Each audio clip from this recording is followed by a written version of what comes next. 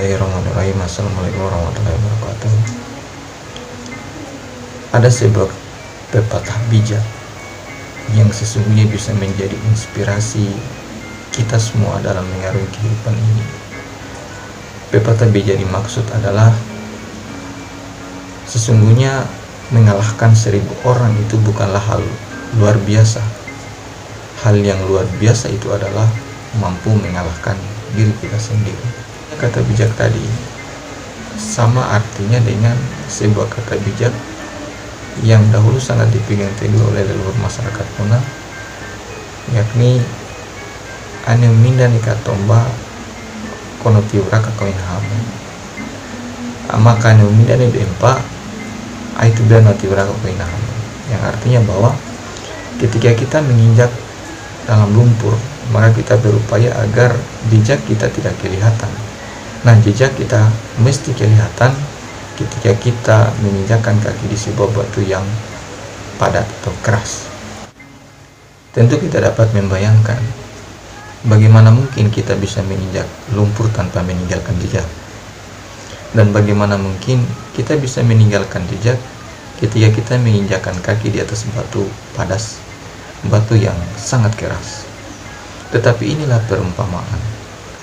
Makna hakikinya adalah lumpur yang dimaksudkan dalam kata bijak ini adalah orang-orang yang telah membuat hati kita terluka, orang-orang yang telah membuat kita kecewa, orang-orang yang telah membuat kita sakit hati.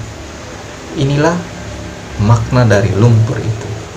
Nah, ketika kita berada di tengah lumpur seperti itu, maka yang harus kita upayakan adalah jangan pernah sedikit pun kita merasa sakit hati. Jangan pernah sedikit pun kita merasa kecewa, apalagi sampai menyimpan dendam, lalu berpikir untuk membalaskan dendam itu agar mereka dapat merasakan seperti apa yang kita rasakan. Memang kalau kita berpikir secara sederhana, berapa banyak energi yang terbuang ketika kita menghabiskan waktu kita untuk memikirkan bagaimana cara membalaskan sakit hati kepada orang lain. Ketika kita selalu berpikiran seperti itu siang dan malam, kita tidak bisa tidur, bahkan kita sudah tidak bisa merasakan enaknya makanan, maka ini sama dengan menyiksa diri. Kita akan membuat diri kita terpuruk karena pemikiran-pemikiran kita yang sudah tidak produktif. Kita juga harus memahami bahwa ketika orang lain menciptakan rasa sakit hati kepada kita, menciptakan kekecewaan di dalam hati kita, maka sesungguhnya mereka telah membuat diri mereka mundur ke belakang sangat jauh. Sebaliknya, mereka tanpa menyadari sudah mendorong kita untuk maju lebih jauh meninggalkan mereka di masa depan. Ini berhubungan dengan janji Allah kepada orang-orang yang dizolimi, bahwa orang-orang yang dizolimi itu akan ditinggikan derajatnya oleh Allah setingkat lebih tinggi. Lalu apakah kita rela menurunkan derajat kita yang sudah dijaminkan oleh Allah untuk ditinggikan dengan berpikir bagaimana cara melampiaskan rasa sakit hati kita, bagaimana cara membalaskan dendam kita? Inilah yang dimaksudkan ketika kita memikirkan hal-hal tersebut, maka sesungguhnya kita sudah mundur ke belakang. Bila dibandingkan dengan bersabar, ikhlas, lalu tawakal kepada Allah, inilah yang akan membuat hidup kita akan semakin jauh melompat ke depan. Bila kita membaca biografi orang-orang sukses, biografi orang-orang besar pada zaman dahulu, maka kita akan menemukan di sana bahwa mereka bukanlah orang-orang yang terlahir di atas kasur empuk, yang meniti karir kesuksesan mereka itu di atas permadani. Orang-orang sukses, orang-orang besar yang dahulu telah mengukir sejarah perjalanan bangsa ini, bahkan mengukir sejarah perjalanan dunia ini, ibaratnya mereka lahir di atas batu-batu padas, batu-batu cadas, batu-batu keras. Dan mereka juga meniti karirnya itu di atas jalan berduri. Nah, ini yang harus kita camkan di dalam pemikiran kita, di dalam hati kita. Ini sesungguhnya makna kata bijak yang disampaikan oleh para orang tua kita di kalangan masyarakat Muna, bahwa maafkanlah, ikhlaskanlah orang-orang yang telah membuat hati kita terluka. Jangan pernah menyimpan sedikit pun di dalam hati kita rasa dendam. Ketika kita berpikiran bagaimana cara membalas sakit hati kita, bagaimana kita bisa melampiaskan dendam kita, maka kita sesungguhnya tidak bergerak maju ke depan, tetapi kita mundur ke belakang.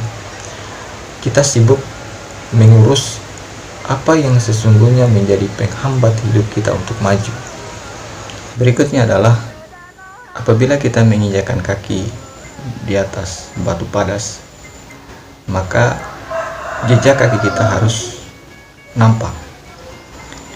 Batu padas yang dimaksud adalah orang-orang baik, orang-orang yang tawakal, orang-orang yang pandai bersyukur, yang sabar, ikhlas, dan selalu istiqomah dalam kebaikan-kebaikan mereka.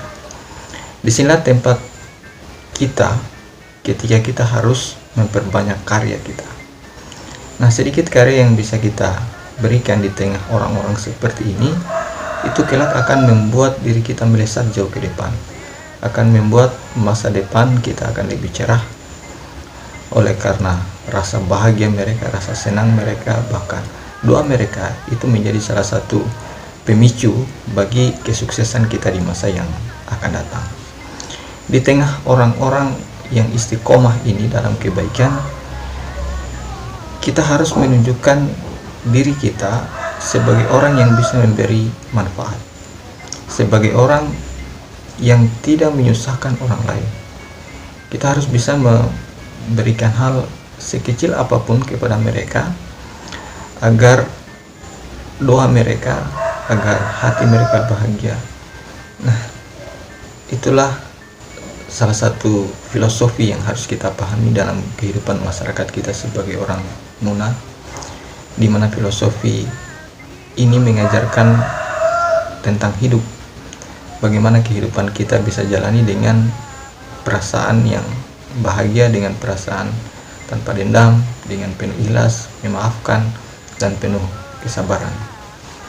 Nah, sebagai penutup, saya ingin memberikan satu pernyataan yang sangat sederhana, yakni ketika engkau mendapatkan perlakuan tidak baik, apakah engkau dizolimi, apakah engkau dihianati, apakah hatimu dibuat terluka orang lain, maka sesungguhnya saat itu engkau telah menjadi pemenang.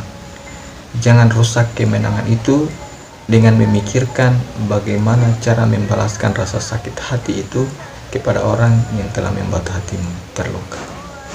Demikian ulasan kajian filosofis masyarakat Muna dalam kehidupan kita.